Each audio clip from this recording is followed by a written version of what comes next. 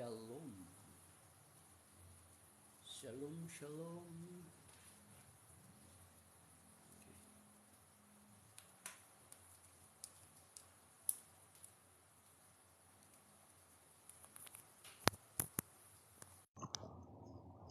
Shalom, shalom.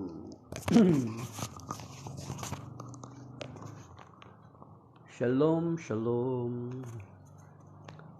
So, bali, ang gusto kong bigyan ng pansin. Okay. Ang gusto kong bigyan ng pansin is yung laging sinasabi ng mga kapatid natin na mga evangelicals or mga born again na isa sa mga palatandaan ng end times is yung magkakaroon ng one world religion and one world government. So, kasi ang lagi nilang ina-associate ay halimbawa yung mga pictures ni Pope Francis associating himself with the other religions. So, alam naman natin na ang Catholic Church or yung Pope Francis is not only a head of the Church, of the Catholic Church, but he is also a head of state ng Vatican City. Iyan yung pinaka-smallest na state sa buong mundo. Yung Vatican, ilan lang ang population niyan. And then, gaano lang kalawak, maliit lang. So, yun yung dahilan. Kaya, kapag may mga pupunta sa kanya ng mga world leaders, mga world religion leaders, may mga leaders ng religion, ay welcome po sa kanya. So, itong mga pictures niya, kinukolek ito ng mga kapatid nating mga separated brethren natin sa born again evangelicals para sabihin na ito na yon yung katuparan na magkakaroon ng one world religion, one world government. Pero alalahanin natin, hindi makakakwalify ang Catholic Church dyan kasi ang Catholic Church is just a religion but he is not after power in the government. Although na ang Vatican is may political na aspect, pero isang estado na purely a religion, a Catholic Church. So, laging ina-associate nitong mga kapatid natin, mga separated brethren natin, itong picture na kapag nakikipag-associate si Pope Francis sa mga religious leader. So, ulitin ko, he's associating with religious leader around the world kasi at the same time, ang Vatican ay isang political state. Isa siyang maliit na estado. So that is why hindi niya pwede i-reject kung sino man yung pananampalataya, ano man yung pananampalataya na dala-dala niya. Halimbawa, makita natin na si Pope Francis praying for peace sa mga other religion. Of course, ang Catholic Church kasi may tinatawag na ecumenism. Sa ecumenism, na-discuss na po yan sa amin, ang ecumenism is not i-lower down mo yung doctrine mo that there is only a true church. There is only one God with three divine person sa harapan nila. As is pa rin yung doktrina na yon. Pero ang tinitingnan ng simbahan is yung kung ano ba yung commonality ng mga ito. Ano ba yung commonality ng mga religion? Aspiring for peace. Kumbaga son, kapag makipag-isa ka doon sa kapwa mo, kung ano man yung kanang pananampalataya, hindi man kayo magkaisa sa doktrina, pero magkaisa kayo sa part na kung saan pwede kayo magkaisa. Halimbawa, ang bawat reliyon ay nag-aspire ng kapayapaan sa daigdig.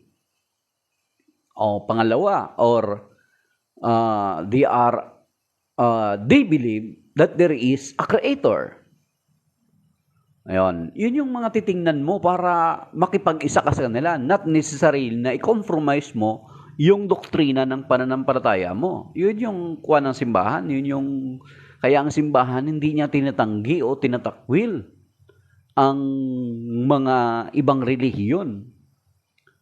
Kasi with that sa gesture mo na ginagawa, hindi ka man mangaral sa mga ito para mag-convert at yumakap sa totoong pananampalataya at totoong Diyos, makikita nila the way you deal with them Yan yung gagamitin ng Panginoon to convert them. Di ba? So it is not necessarily na i-reject mo sila kasi hindi kayo kapareho ng pananampalataya. Tingnan mo lagi yung common ground na pwede kayo magkaisa. Yan yung simbahan.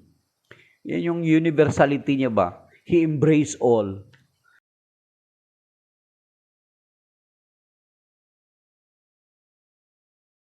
But not necessarily i-embrace niya yung kung ano yung ideolohiya mo or ano yung pananampalataya mo. I-embrace ka niya as a human person. I-embrace ka niya doon sa common goal nyo, yung kapayapaan sa buong mundo.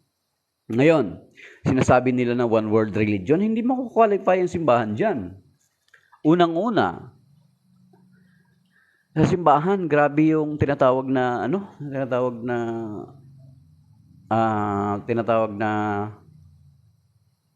what we call this? Tolerance ng simbahan. Kapag hindi ka susunod, pupugutan ka ng ulo. Ayan. Ina-associate, ito pa. Ina-associate ng mga separated brethren natin na magkaisa na raw yung Muslim at saka yung Katoliko. Hindi po mga kapatid, hindi po mangyayari yan. Kasi ang Catholic Church believe or sumasampalataya na ang Panginoong Jesucristo ay naipako sa krus. Sa hindi po nakakaalam, baka hindi nyo po alam na ang mga Muslim or yung mga kababayan nating mga Muslim ay hindi po sila sumasampalataya or naniniwala na si Kristo ay ipinako sa krus. According to their belief, ang naipako sa krus is just look like Jesus. Kaya nga pinangahawakan nila yung Gospel of Barnabas. Pero according to study, yung Gospel of Barnabas is a forgery, a document that is forged in, nakalimutan ko kung anong century ginawa. So yun yung isa sa pinanghahawakan ng mga Muslim. Ang Muslim naniniwala doon sa Hebrews chapter 5 verse 7 na sinabi doon, nanalangin si Jesus na maligtas siya sa kamatayan at tinugon naman siya doon sa Hebrews chapter 5 verse 7. Yun yung isa sa pinapanghawakan nila sa Bible. So, na hindi ipinako ang Panginoong Jesucristo sa krus. Then how can they be united with the Catholic Church and the Muslim? Kasi ang Catholic Church talagang regular na pinoprofess, Christ has died, Christ has risen, Christ will come again. Si Kristo'y namatay, si Kristo'y nabuhay, si Kristo'y babalik sa wakas ng panahon. Alam niyo ba sa Muslim, naniniwala naman sila na babalik si Jesus sa wakas ng panahon. Pero according doon sa narinig ko, sabi niya, babalik siya para i-convert yung mga Kristiyano into Muslim at babaliin niya ang lahat ng mga krus. Then, how can they be united? Sa doktrina pa lang niya na hindi nagkakaisa. Then, tigilan nyo na yan, mga kapatid. Yung mga separated brethren natin na nagpapakalat ng fake news na yan. Para lang kayo makapanlin lang ng Katoliko na masumali sa inyo, sana tigilan nyo na yan for the sake of truth. Huwag, muna natin, i-verify muna natin. One world religion, baka possible pa na ang magiging agent ay one world religion and one world government ay ang Muslim. Tingnan nyo ngayon sa Europe, baka hindi nyo masyadong tinitingnan ngayon kung ano-ano yung mga nangyari sa Europe. Continuous yung pagpasok ng mga kapatid nating mga Muslim sa Europe. 'Di ba? By boat, yung tinatawag na by boat. At saka yung dahilan sa giyera, ang naging rason nila, they are fugitives. Ano ba isang term? Not fugitives. So, iyang mga yan, yung actually sabi ni Gaddafi, yung presidente ba ng Libya, si Gaddafi. Sabi ni Gaddafi,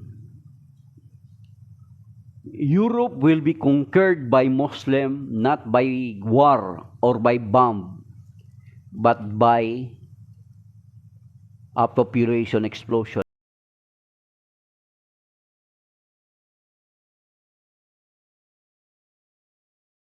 conversion, but by immigration. Yung tinatawag nilang Hijra, immigration. Hijra, try to look ngayon, tingnan nyo ngayon nangyari sa London, di ba may mga leader na riyan na mga Muslim. And then may mga places na dyan sa London, sa United Kingdom, na ini-implement na yung Sharia law. So government yan, Sharia law. Isang gobyerno at isang relihiyon. Time will come, hindi natin alam kung kailan ito mangyayari. Baka hindi na sa panahon natin. But huwag niyo sabihin the Catholic Church will become the agent of it. Though mga kapatid, na ang Panginoong Jesucristo naman talaga ay nanalangin ng kaisahan ng pananampalataya ng kanyang mga alagad. So John chapter 17, di ba? I pray, yung longest prayer recorded, I pray that they may be one. And then sa John chapter 10 verse 16, meron pa akong ibang mga tupa na wala sa kawang ito. Tupa hindi kawan. Na wala sa kawang ito. Kailangan ko rin silang alagaan upang maging isa ang kawan at isa ang pastol. Yan. Intindi niyo na maigi yun, hindi kawan. Hindi niya sinabing may magkakaroon pa ng isang kawan. Kundi ang sinabi niya marami pa siya mga tupa na sa labas ng kawang ito na kailangan niya ring tawagin at lingapin upang maging isa ang kawan at isa ang pastol. Yan. Then, sa Ephesians chapter 4 verse 5 to 6, sabi niya, isang pananampalataya, isang pagbibinyag, isang Panginoon. Yun yung desire ni Lord. Pero to say na, sabihin nyo na nagde-desire o nag-aspire ang Catholic Church ng one world religion, one world government, hindi po yun yung nilalayo, hindi yan yung hakbang ng Catholic Church. Maaari mga kapatid nating Muslim. Hindi natin nakikita ngayon sa Sweden, isa sa target nila na maging first European country to become a Muslim. Sabi ni Gaddafi, sabi niya, Islam will conquer the world not by war, not by bomb, but by population explosion. Ano nangyayari ngayon sa Europe? Kakaroon sila ng mga abortion, naglilimit sila ng mga anak nila, yet pinapasok sila ng katakot-takot na mga immigrants from Asia, from Muslim country. Ang gagawing rason ay because of war. Pero yung term dyan is yung Hijra, immigration. Diba? Tuloy-tuloy pa yan mga kapatid. So, posible pa. And then, time will come, ito yung gagamitin ng Panginoon pang-chastise sa European countries na ito. Tingnan niyo yung Sweden.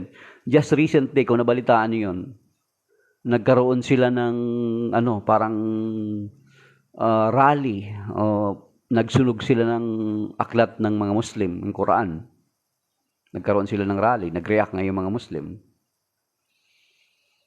Kasi nakikita nila ngayon, tingnan niyo ba dati, ano ba dati yung Iran?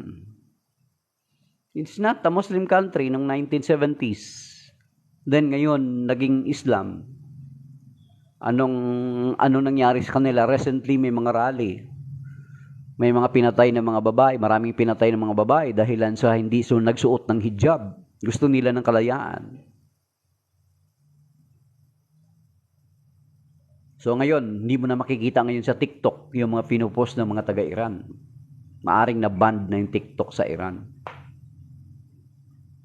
Kamusta sa Afghanistan? Nabawi ulit ng mga Afghan, ng mga Taliban ng Afghanistan. Ano nangyari? Hindi ba natin nakita yon na dahilan sa takot ng mga tao, ang iba, sumabit sa eroplano at habang lumilipad yung eroplano, nalaglag sila. Takot na takot sila sa Taliban. Then ano ngayon yung nangyari sa Taliban? May balita pa ba tayo? Yan yung mga example mga kapatid. Time will come. Kaya nga andun sa Revelation, kung mabasahin natin ang aklat ng Revelation, sabi ni Saint John, nakita ko yung mga pinugutan ng ulo dahilan sa pagsasaksi nila sa kanilang pananampalataya. Ang Catholic Church ba ang nagpupugot ng ulo? Of course, yung mga haka-haka, yung dati, yung sa Inquisition, mga hindi talaga nakapag-aral ng maigi patungkol sa kasaysayan, pinaparatang sa simbahan, ng ganun. Pero nitong huling panahon, time will come, sino ba ang mamumugot ng ulo? Kung hindi ka sasampalataya. Actually, ang ibig sabihin ng Islam is submission. Kaya nga kung hindi sa Europe ngayon, kaya nga isa yan sa nag-pray ko yung reawakening of Catholic faith in Europe. Kapag ang mga Kristiyano sa Europe ay hindi magiging matapat sa kanilang pananampalataya, time will come, i-overrun ng mga Muslim yan. Then yan yung gagamiting pang-chastise ng Panginoon. Kasi kung ano-ano na yung mga kalaswaan at mga hindi nakakalugod sa paningin ng Panginoon ang ginagawa na ngayon sa maraming mga European countries. Andyan yung abortion, di ba? Andyan yung same-sex marriage. Lahat na ng mga ngayon dumarating yung mga Muslim dyan. Doble-doble yung mga asawa. So, mabilis yung magparami ng kanilang mga miyembro. Kaya nga, migrate, population explosion, then later on, dominate. So, time will come, gagamitin ng Panginoon pang chastise itong mga kapatid natin ng mga Muslim dyan sa European countries. Kaya kung hindi magbabago at hindi magiging tapat itong mga taong ito sa kanilang pananampalataya, sa Panginoong Jesucristo, time will come, iiyak din sila katulad sa Iran. Bakit ang Egypt, di ba? It's not Muslim before. Maraming mga bansa. Sa Italy or sa Spain, may tinatawag silang, nabasa ko dati na artikulo, dabik, yata yung term na yun, dabik. Yung purpose to reconquer again the Spain, Italy, ay yung mga lugar na kung saan naahagaw na nila before nung panahon ng crusade, nung conquest, nung panahon ng conquest, sa panahon ng kanilang propeta. So, okay, kaya nga, kahit dito sa atin yan sa Pilipinas, tahimik-tahimik lang. Kapag hindi tayo maging tapat sa ating pananampalataya, time will come. Though hindi natin alam kung kailan, siguro hindi na sa panahon natin, maputi na buko, hindi na natin maabutan yan. Marami dito sa atin na ngayon na dumadami na yung mga kababayan nating Muslim. Tahimik lang sila. Mabait naman sila Pero time will come na kapag dominant na yung number nila, saka na nila ipasok yung kanilang you need to submit. Sa atin, walang ganun Kung ayaw mo tanggapin ng Panginoon, ngayon, okay lang. May judgment day naman. Doon babawi. Hello, good evening. Jimmy ba yun? Doon babawi. Yun na Panginoon, hindi ka pipilitin. Pero may itong mga kapatid natin na ito, kung hindi ka convert or die. Nakita naman natin yung example ng ISIS, di ba? Yung paano yung mga simbahan pinagsisira, then mga video na makikita natin na convert or die. Wala namang ganun ng Catholic Church, wala namang convert or die. Maybe noong panahon nung crusade, kasi nung inagaw na nila pabalik yung mga land na na-conquer ng mga Ottoman, ng mga Muslim, nung panahon na yon ng conquest, nung panahon na naagaw nila muli, para ma-purify or ma-secure yung land, ay kinakailangan na rin gawin din ng mga crusaders na you need to conquer or you will die. Kasi magiging banta sila later on sa kapayapaan ng isang lugar na kanilang naagaw. Pero ito sa kanila, magkaroon lang talaga din ng peace. Magkaroon din ng peace o kapayapaan kung you need to submit to them. Kaya nga ang Islam is submission. Okay, there will be peace if you have to submit in us. Submit or die. Kung hindi ka naman actually isa yan sa doktrina nila. Kung pinapanood niyo yung mga lecture ni Robert Spencer, yan, so hanapin niyo sa YouTube or Islam 101, jihad.org, mga babasa niyo doon. Si Robert Spencer, Kung hindi ka mag-convert, ang gagawin is magbabayad ka ng jizya.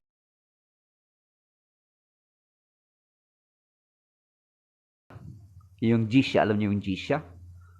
Napakataas na tax. That later on, ito yung magtutulak sa iyo na mag-convert. Wala kang choice. So yan, mga kapatid, time will come na yan po yung mangyayari.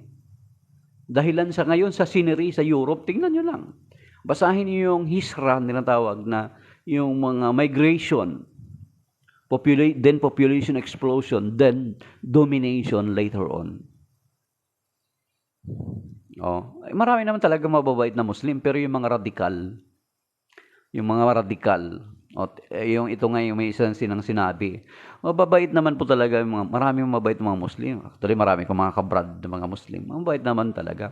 Pero yung mga religious talaga, yung pinakamatapat sa kanilang aklat,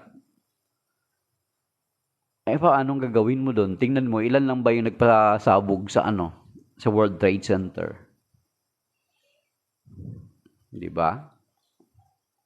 Ilan lang ba sila? Ang dami-dami ng mga mababait na mga Muslim eh. Pero ilan lang ba yung radikal na nagpasabog sa World Trade Center? Ilan lang ba yung radikal na naging cause para masira ang buong Marawi?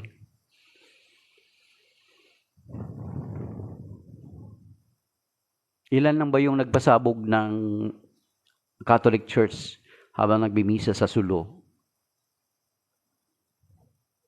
Dominant, majority pa rin yung mababait. Pero alam niyo ba, time will come na kapag hindi makiisa sila, yung tinatawag na jihad, nasa Quran po yan.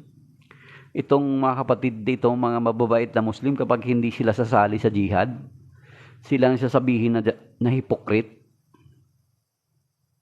So hindi natin alam yan. So huwag niyo pong ibintang sa Catholic Church na nagpaplano ang Catholic Church ng one world religion.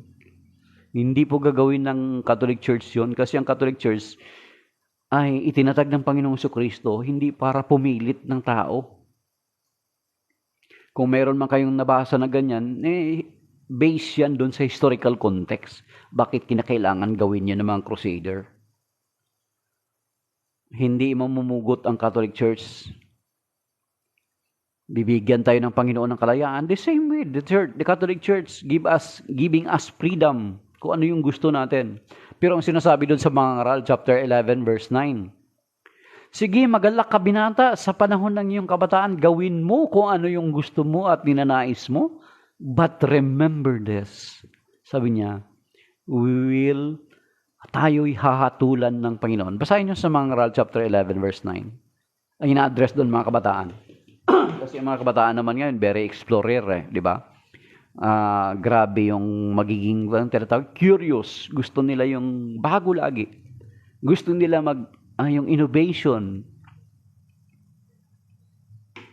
Pero ang paalala doon, but remember, sabi sige gawin mo yung gusto mo. But remember this, sabi niya, isusulit natin ito sa Panginoon. Hindi sinabi na kapag hindi ka mag-convert, kapag hindi ka magsimba, di ba, hindi naman tayo binibisita sa simbahan? Hindi naman tayo binibisita sa bahay natin? Though dapat sana, ikamustahin natin bakit hindi nakasimba. Ako, kamusta ka na? Sige, God bless, Jimmy. God bless. Maulan kasi. Mamaya may gagawin din ako, magsusundo din ako. Hindi naman tayo pinipilit magsimba. Kapag hindi tayo makasimba, hindi tayo dinadalaw o kinakamusta. Dapat sana ginaganon, kinakamusta natin. Hindi dahilan sa nawala tayo hindi dahilan sa nawalan tayo ng dagdag na abuloy. Iba 'yun. Kundi inaalala natin siya, kamusta na ba siya o ano ba niya or bakit hindi natin siya nakita. So ganun mga kapatid, hindi pinipilit ng simbahan. God bless, Jimmy. Salamat, God bless. Hindi pinipilit ng simbahan. O kapag hindi ka magsimba ha, kaya nga 'di ba dati yung excommunication, nag-excommunicate ang simbahan. Ngayon, hindi na. Kasi the fact na ikaw yung nagsiseparate ng sarili mo sa Diyos, ikaw yung nag-excommunicate ng sarili mo sa Diyos. Inilalayo mo sarili mo sa Diyos. Hindi ka pipilitin ng Diyos. Pero, yun lang, ang paalala sa atin na time will come yung hindi mo gusto, gagawin mo dahilan sa mapipilitan ka. So yun yung alalahanin natin mga kapatid. Hindi mag-instigate, hindi magkikilos ang simbahan para magkaroon ng one world government at one world religion. Hindi ang Catholic Church ang pasok doon na mag-i-instigate nun. Maaring yung mga kapatid natin, and most possibly is yung mga kapatid natin sa Muslim. Kaya nga kung hindi magbago ang Europe, hindi magbago itong ibang mga country, sige lang, tuloy nyo lang yung ginagawa nyo, yung pagtalikod nyo sa Panginoon, pero time will come na we will suffer the consequence later on. Isa na dyan, ang sinabi ko is katulad ng Iran, ng Egypt, na formerly who are not Muslim, but now they are Muslim, then they are now shouting for freedom, ayaw na nilang sumuot ng hijab, or ng burqa, pero wala na. They are already sa rule ng Muslim, kaya wala na sila magawa. So, ganun lang mga kapatid, yun yung sinasabi ko sa inyo, hindi ang Catholic Church ang magiging agent diyan. Tigilan na po natin yung pamamaratang na ganun para lang makahikayat or maybe makahikayat ng mga Katoliko para umanib sa inyo. Siguro, subaybayan nyo, try nyo subaybayan or panoorin yung mga video ni Walid Shoebat. Si Walid Shoebat or si Christian Prince sa YouTube. Ayan, ma-recommend ko sa inyo si Walid Shoebat at saka si Christian Prince sa YouTube. Si Walid Shoebat, marami na pong mga pastor ang naniniwala sa kanya sa US na mas kapanipaniwala yung sinasabi niya, na pinaniwalaan nila yung sinasabi niya, kaysa doon yung gumawa ng mga libro na they are pointing their finger to the Catholic Church na maging agent ng Antichrist is the Catholic Church. Pero hindi rin kasi unang-una, ang description ng Antichrist ay saan nakalagay doon sa 1 John chapter 2. 1 John chapter 2, nakalagay doon na ang mga Antikristo ay dati, sabi doon, dati nating silang kasamahan na humiwalay sa atin. First and foremost, sino ba yung, kung titingnan natin sa kasaysayan, ano ba yung unang pananampalataya na nag-exist? Catholic Church, nothing more. Tingnan nyo sa history, sa mga standard references. Then later on, umalis ang Orthodox ng 1054. Then later on, kasunod na yung Protestantism ng 15th century, headed by Martin Luther. Then after Martin Luther, andun na lumabas na rin ang napakaraming sekta na hindi na mabilang hanggang sa kasalukuyan. Ayan. So, ang sinabi doon sa 1 John chapter 2, dati nating silang mga kasamahan natin na ngayon umalis sa atin. Then, isa pa sa description ng Antichrist, sabi niya, ang mga mandaraya Antikristo, 2 John chapter 2, verse 2 John 1:7. Tingnan natin dito, Sabi doon, ang mga taong hindi kinikilalang na si Kristo'y naging tao, ay mga magdaraya at Antikristo. Pag sinabing hindi nila na-recognize na naging tao si Kristo, ay mga magdaraya at Antikristo. Ibig sabihin, naging tao, ibig sabihin, he has another nature before he became man. At yan po yung sinasabi sa Biblia, sa John chapter 1, verse 1 to 3. In the beginning was the Word, and the Word was with God, and the Word was God. He was with God in the beginning. Then sa verse 14, and the Word was made flesh and dwelt among us. Ayan, sa Angelus, yan yung paulit-ulit. And then doon sa Philippians chapter 2, verse 6 to 8, verse 5 to 8, magpakababa kayo katulad ni Kristo, na bagamat siya ay Diyos, hindi siya nagpilit na manatiling kapantay ng Diyos, Bagkus hinubad niya ang kanyang katangiang ng pagkadiyos at namuhay tulad natin, namuhay bilang isang alipin at nagpakababa. Sabi niya, hanggang kamatayan sa krus. So, yun yung sinasabi sa 2 John 1:7.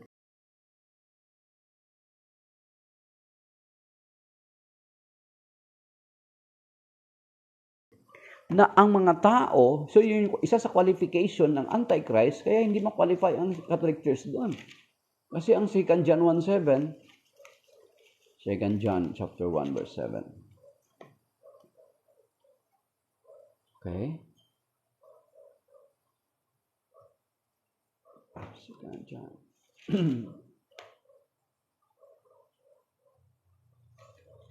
Hanapin ko muna mga kapatid. Hanapin niyo rin sa Bible niyo. Sundan niyo rin. Many deceivers have gone out into the world, those who do not acknowledge Jesus Christ as coming in the flesh. Such is the deceitful one and the Antichrist. So, paano nyo makukalipay ang Catholic Church na siya yung Antikristo? Kasi sa profession of faith namin, sa creed namin, sa Apostles' Creed, I believe in God the Father Almighty, Creator of heaven and earth. I believe in Jesus Christ, His only Son, our Lord. He was conceived by the power of the Holy Spirit and born of the Virgin Mary.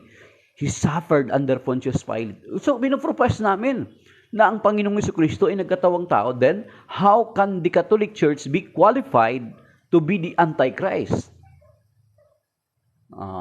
Tigilan nyo na yung pointing of fingers kasi bumabalik lagi yung daliri inyong iba sa inyo, mga kapatid. At lalo lang kayo nagkakasala.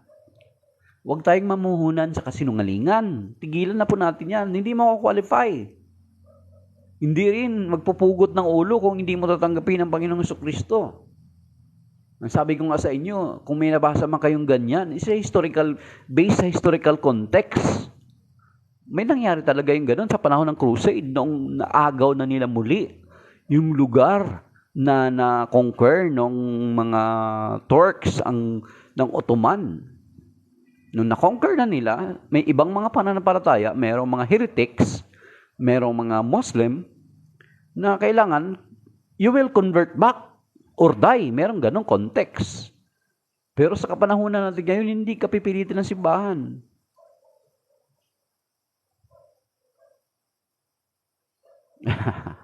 Brother Jackie Boy. Sa tithes, wala naman talaga tayong... Dati meron kami tinatawag na tithes dito, brothers, sa paris namin. Tithes, sabi. Pero as I observe, hindi naman talaga tithes. Love offering pa rin, kung ano lang yung kaya. Hindi siya pinipilit.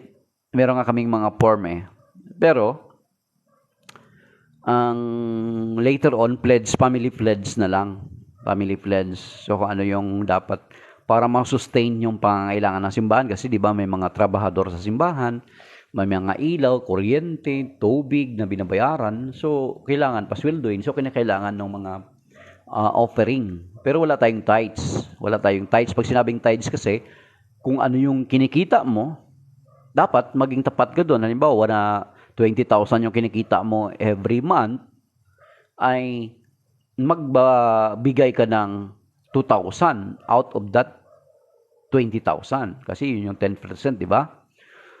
Then, meron tayo, kaya mga Katoliko, kaya nga yung isang pare namin, yung namatay na pare, sabi nga daw, kaya nga nakukuba na rin yung mga kolektor sa simbahan, kasi ang binibigay ng mga tao ay binibigay ng mga tao is barya.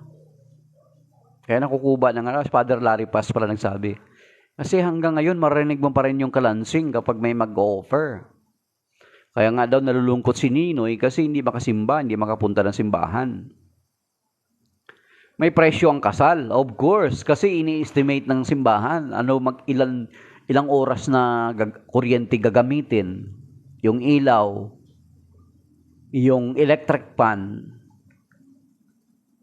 Then, kasama na kasi yun yung decoration, yung carpet. Kasama na yung bulaklak. Actually, kung minsan, ini-interest na nga ikakasal yung decoration ng bulaklak. Ang mahal na po ng bulaklak ngayon. So, kailangan mag-set ang simbahan ng presyo para doon sa bulaklak, sa services, yung magumawa doon. Kuminsan kasi, hindi pwede thank you lang. Dami pong gumagawa diyan sa simbahan. O, service charge. Talagang may service charge kasi hindi pwede na hindi natin i-compensate yung mga nagtatrabaho. Yan ay kawalang hustisya. Di ba? May sabi sa Biblia, basta hanapin nyo, ang sinasabi doon na huwag busalan ang baka habang gumigiik. Ibig sabihin, dapat makinabang yung nagtatrabahong baka para sa magsasaka. Hindi siya pwede napabayaan. So yun mga kapatid. Kaya wag na ang sacramental, tinitingnan na nila yung mga sacramental. Ilang beses ka ba ikakasal? Ilang beses ka ba binibinyagan? Ilang beses ka ba kukumpilan? Diba? Pero hindi nila nakita, nabudol sila, yung term na, yung hindi nila nakita na hinihingan sila ng tithes. Try to imagine, sa 12 months, kung ang kita mo ay 20,000, magkano ang tithes mo sa isang taon? 2,000 times 12. Ilan yun? O, kung hanggang ilang taon ka na member ng church na yan, ilan yung binibigay mo doon? Bakit hindi nila nakikita yon? Yung nakikita nila sa Catholic Church na yung may mga service charges na sa kumbinyag, sa kumpil, sa kasal, especially sa kasal, mas malaki kasi grabe ang laki ng gastos sa simbahan sa kasal.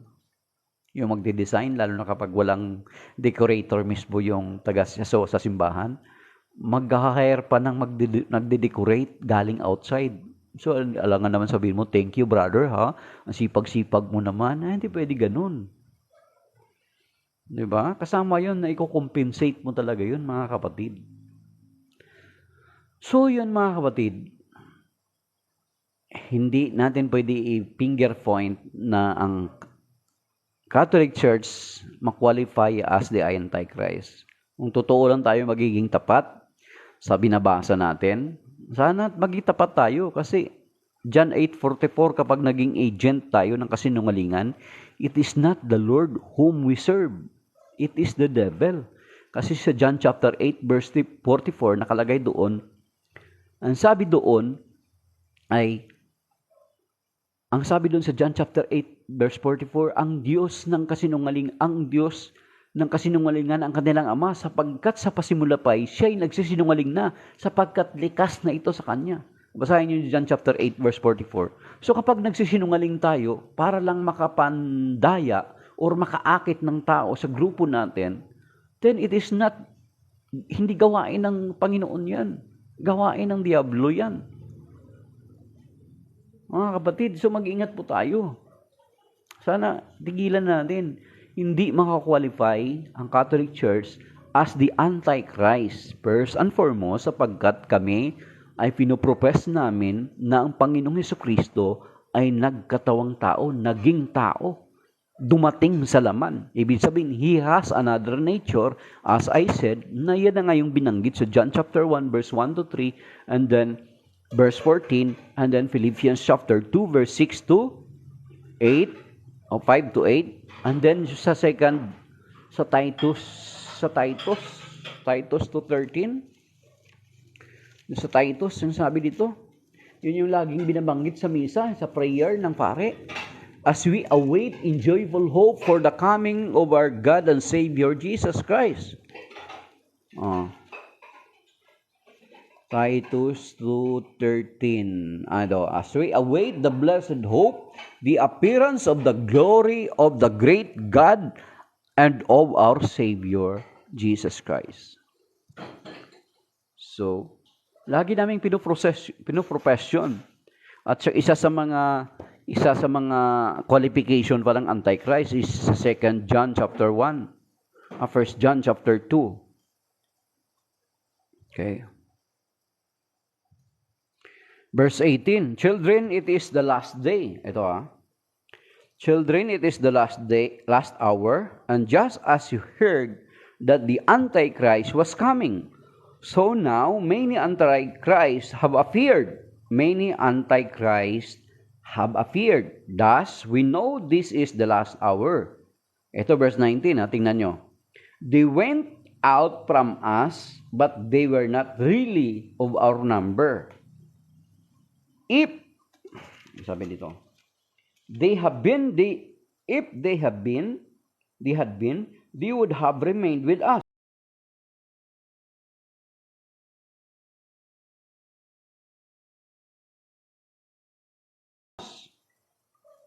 Their desertion shows that none of them was of our number. So, yung Antichrist is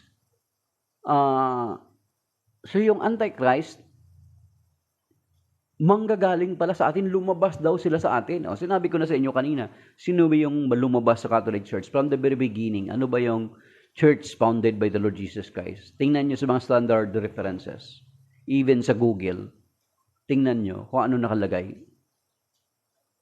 Diba? Nakalagay dyan. Maging totoo po tayo mga kapatid. Kahit yung kinaanibang mong sekta ngayon, sino po ba nag-found, nagdatag? Diba, mga kapatid? So yan mga kapatid. Tingnan natin.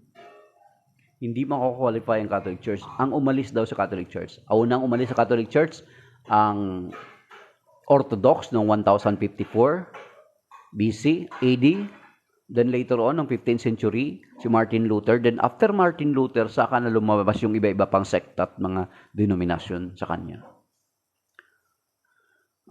Pwede yan gawan ng ibang topic, brother, yung about sa mga rebulto. Although gas-gas na yan, pero paulit-ulit pa rin nilang pinagawang propaganda na ang totoo naman ay ulit-ulit din naman nating sinasagot. So sa mga gustong alamin yung sagot natin dyan patungkol sa rebulto na yan is dami pong mga debate or discussion or mga dialogue sa Facebook or even sa YouTube regarding that topic. Pero maybe someday ay i-discuss ko rin kasi marami na rin ako na-encounter yan dito sa TikTok at sa Facebook ko. Tinatyaga ko naman na sagot na kahit paulit-ulit. Okay, tama yan, Saint Peter, ang unang papa, pinagkalooban ng susi ng kaharian ng langit. Totoo po yan, rather Jaggy Boy ba talaga pangalan mo? So, totoo po yan. And then, siguro yun lang mga kapatid, yung sinasabi niyong one world religion, one world government, hindi ang Catholic Church ang nagpo-propose niyan. But, yung isa na binanggit ko sa inyo kanina. Tandaan nyo, kapag hindi tayo umayos sa ating pananampalataya, especially yung Europe ngayon, shout out sa mga taga-Europe. Pag hindi kayo umayos sa sarili nyo, pag hindi kayo umayos sa pananampalataya nyo, time will come. Yung sinasabi ng tatay ko, sabi niya, pag hindi ka umayos, sasabihin mo balang araw, kung makagat ko lang ang siko ko. May siguro extortionist kaya nilang kagatin yung siko nila. Pero tayo ng mga ordinaryong tao, hindi natin kayang sagutin. Kagatin. Ano ibig sabihin nun? Yung because of death, regrets. Sana, ayun yung laging sinasabi, sana naging tapat ako noon. Sana ginawa ko ito noon. Hindi mo na huli na ang panahon. Tingnan nyo nangyari sa Iran, katulad ng sinasabi ko. Nagsasuffer sila ngayon, wala na sa TikTok, wala na akong mababasa, wala na akong makikitang post na mga pinapatay sa TikTok, pinopost nila dahilan sa hindi sila nagsuot ng hijab. Mas worst, paano kung ang mentality katulad ng Taliban, nakaburka. Sige nga, hintayin pa ba natin yung mga ganon? Good evening, shalom. Certified na mainit. Certified na mainit. Maulan ngayon, medyo malamig. So, hintayin pa ba natin yung ganon? Wala na mga kapatid. Huwag na nating hintayin yung ganon. Maging tapat na tayo sa ating pananampalataya. Lalo na tayong mga Katoliko, huwag na tayong patumpik-tumpik. The Lord is not pleased with our lukewarmness. It is either we are hot or cold.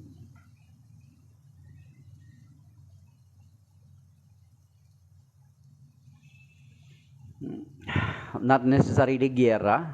Sabi nga ni Gaddafi nung sa ano ba 'yon sa Libya.